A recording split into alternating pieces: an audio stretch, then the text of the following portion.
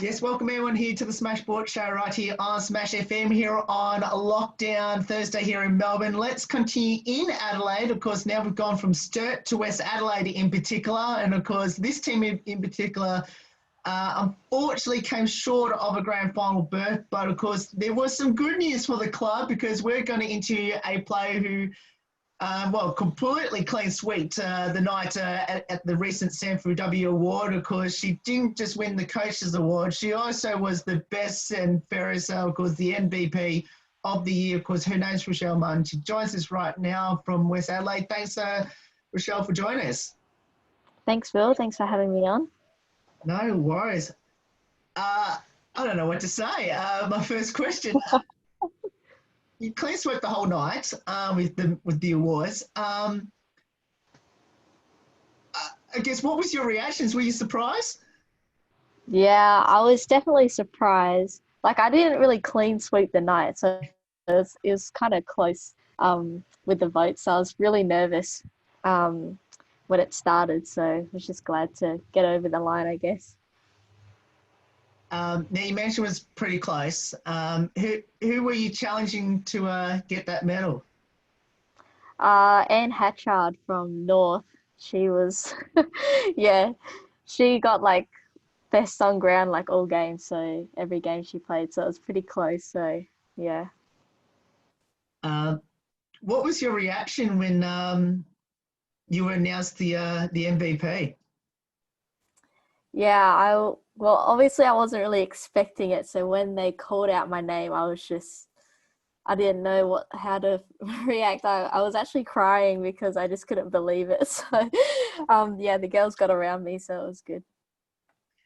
As I said, it was an amazing season. I actually watched you play in the live stream games that they did, and you were fantastic and fully deserved the award. I would have voted you as the MVP as well. Even though, of course, but obviously the team was, I guess, really instrumental towards that, I'm assuming, for you. You finished, I think your team finished third on the ladder behind the two teams that end up making the grand final. I guess, tell us a bit about the season and especially for you. Was that one of your best seasons? Yeah, well, the season as a team, it was really good. So we had a new coaching staff and a lot of new girls that came into Westie. So like in 2018, 2019, we missed out on finals by percentage. So both those years. So we wanted to make sure we made finals. So yeah, it was good to make finals for the first time this year. And we did pretty well in the first game, but unfortunately did get knocked out in the prelim, but it was really good to be able to make that. And then for me individually, I think it was one of my best seasons probably. So I was pretty happy with my game, and I was, I guess, just playing consistent footy, which was good. Now, you mentioned about new coaching staff there at the Bloods, there at West Adelaide. Tell us a bit about your amazing coaching staff that not just helped the team make the finals for the first time, but obviously for you to achieve what you've achieved throughout this year and obviously again the accolades that you got. Yeah, so the new coach was Mark Moody.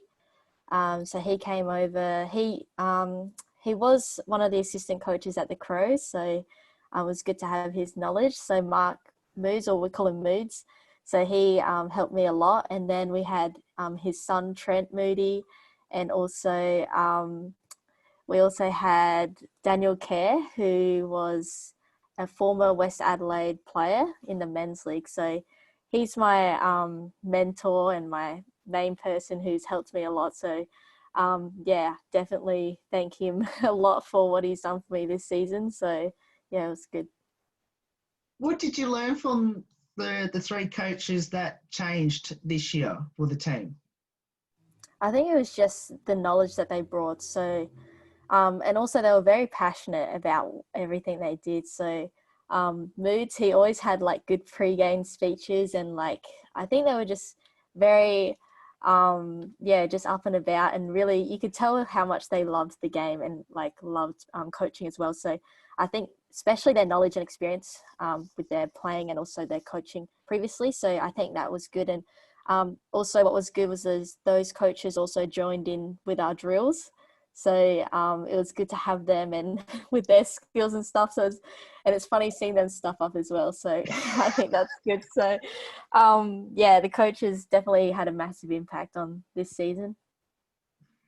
Now I'll leave that part to the very end of the interview in the light-hearted questions. So I'm going to leave that one to the very end.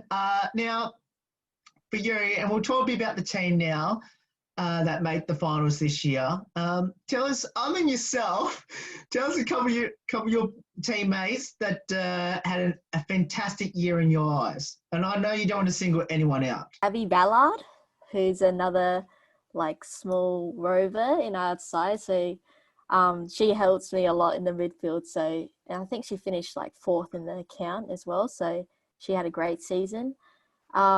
Chelsea Bedell, who came back from the Crows, and also Maddie Newman. We've also had a lot of young guns, so like Zoe Venning, Keely Custerman, she made the team of the year. I think she's only 15 or 14. So we got a few good young girls coming through. So yeah, they probably had really good seasons this year.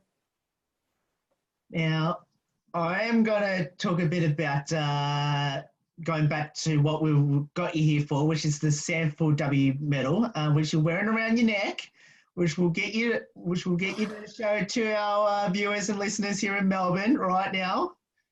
Yeah. Okay. It's pretty shiny, mind you. Can you see? Yeah. Now, for you, now when you got it, how long did you leave it on your neck for, and did you sleep with it? No, I didn't. Like when I won it, I didn't realize that the medal would be there. So like I turned around and the person there, Rob Karen, he was holding the medal, so I wasn't expecting it. And then I don't think I had it around my neck very long, and I just took it off because I don't know, I don't like the attention, so I just yeah. But it was good to put around my neck. I get. Well, it sounds like you're a very humble person, and obviously, and that's something that rarely people do when they win medals like that. I guess for you, what obviously winning the Coaches Award, I think you co-won that one as well. In that one, and I think I think you co-did it with Anne Hatchett as well. With that, I guess the question I want to ask is, what is more important to you, and what it means? Is it the MVP, or is it the Coaches Award?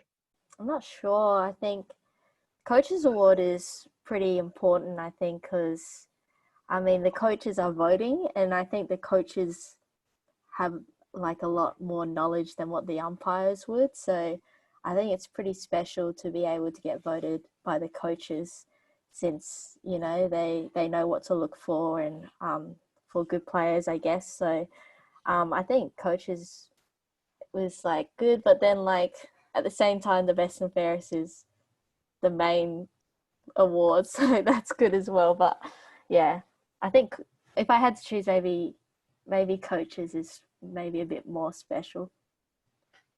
Now, has any of those awards sunk in yet? Now, I think it's almost a week now since you received that award. Yeah, nearly a week. Yeah, it's kind of sunk in. It's been a bit of time, so yeah, I think it's sunk in finally. Now, let's go back to the team now for a moment. Now, as we mentioned at the start, played 4 games, then had the COVID stop, and then came back again to play. I guess, yep.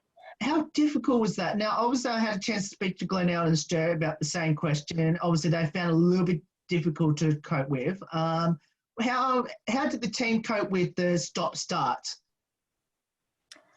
Yeah, that was pretty difficult because you didn't know if the season would actually come back after that time. So yeah, we were given programs, and we were always messaging each other on our groups, making sure that we're keeping up our fitness. And it was pretty difficult because the gyms they weren't open.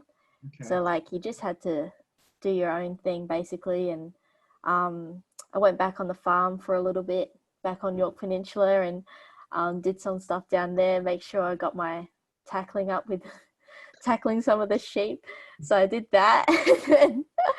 And I sent sent the video to the girls just for like little lighthearted stuff. So yeah, we kept each other accountable, and also caught up in groups of 10 when we could, just to keep each other motivated. So yeah.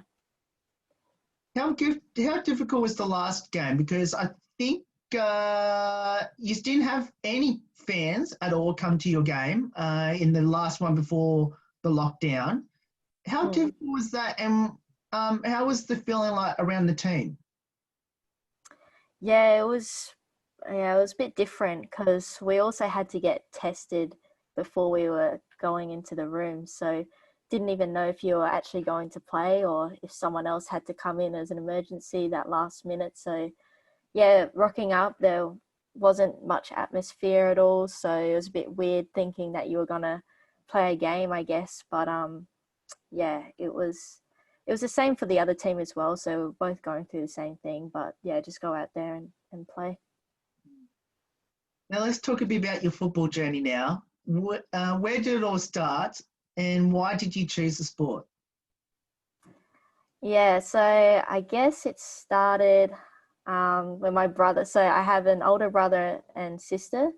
So my brother's the oldest and the only boy, so he always forced me and my sister to play any sport with him, whether it was like cricket, baseball, football, whatever it was. And so I think from there, I like really wanted to play footy, but obviously back on York Peninsula, which is 2 hours from Adelaide, there's no women's footy. So I decided like when I moved to Adelaide to study, I really want to play. So that's what I did. And I started with my sister Hannah and also my friend Chelsea. And we all started at West Adelaide in the amateur league, so the SANFLW. Did that in 2017, and then from there we went into SANFLW in 2018, and then yeah, just continued with SANFLW. Always been at West Adelaide, so yeah. Now, what will be some highlights throughout your football journey? Even though I think I know what the answer is anyway, but I'll answer it anyway. Few highlights. I think my sister won the SANFLW Best and Fairest in 2018, so that was awesome. She also got drafted to the Crows, so that was awesome. And she also won the premiership with the Crows. So I think it's mainly my sister's highlights that I enjoy the most. So, but yeah, and then I think making finals for the first time that for Westies, that was really good and a good memory. And yeah, I guess winning the medal as well. So is also good. Now, you just mentioned about your sister winning that premiership at Adelaide AFLW. Is that something you're inspired to do yourself, to go into AFLW? Yeah, I think so. I'll try and I'll nominate for the draft and see what happens. I'd love to be able to play with my sister in the AFL. I think that'd be a dream come true. So we'll see what happens. And yeah. Has she given you any advice at all? Um, yeah, well, just making sure, like we encourage each other in and work and do our like our conditioning and weights and stuff together, and she knows what it takes to get to that level, I guess. So she just pushes me to be better and making sure we keep on top of each other and keep developing, because there's a lot of young girls coming through that is doing really well. So yeah. Now, what does the sport of football mean to you now, and especially playing for the mighty West Adelaide Bloods? Yeah, I think footy, like I've played a lot of sports when I was younger, and I think footy is just so special, like something different to any other sport. I think it's just the culture and the girls and the atmosphere that happens at games and trainings. I think everyone just gets around each other. So I love that. And I just love being able to play footy as a girl. Like it was never really a thing. So I think that's awesome. And for West Adelaide, like I love being a part of West Adelaide. I'm so proud to put on the Guernsey every week. So they've been very good to all us girls, and you can see the women's program developing so much every year. So I'm just very proud to be a part of Westies. Now, do you have any future ambitions, long and short term, in the sport? I think, yeah, just trying to maybe make AFL one day would be my goal. But I think I'd love to just be able to play footy with my sister wherever that is, so, and just enjoy it. So I think that's the main thing. And well, you mentioned about that, and you mentioned about your sister quite a few times already in the last couple of questions. Yeah. Obviously, she's had amazing career herself. Obviously, winning Best and Fairest, and obviously winning AFLW premierships. For you, Yeah. and I'm assuming for her as well, what does that mean to both of you to play on the same team with each other? Yeah, I think growing up, we never played on the same team. So as soon as we were on the same team in footy, like our relationship just got like way closer, and we just supported each other and everything. So I think it would be so amazing to be able to play AFL together. I think we never thought that would happen. And yeah, so just being able to do that, and I think just make our family proud, and yeah, I think it's just really special to have that within the family and to share that with someone that you love. So I think it's good. Now, what would be your advice to our listeners in Adelaide that should get down to West Adelaide for pre-season or be involved in some ways in the 2021 SANFLW season? Yeah, I think for girls who want to get into footy or like the sample, just like try out for make the most of every opportunity that comes. So like if there's any like pre-season little things that are going on or tryouts, I'd go out to them and try to get your name out there somehow. So I'd join that and try to get help from other coaches and things like that. And I think just the main thing is to just make sure you enjoy what you're doing. So as long as you enjoy it, I think you're on the way.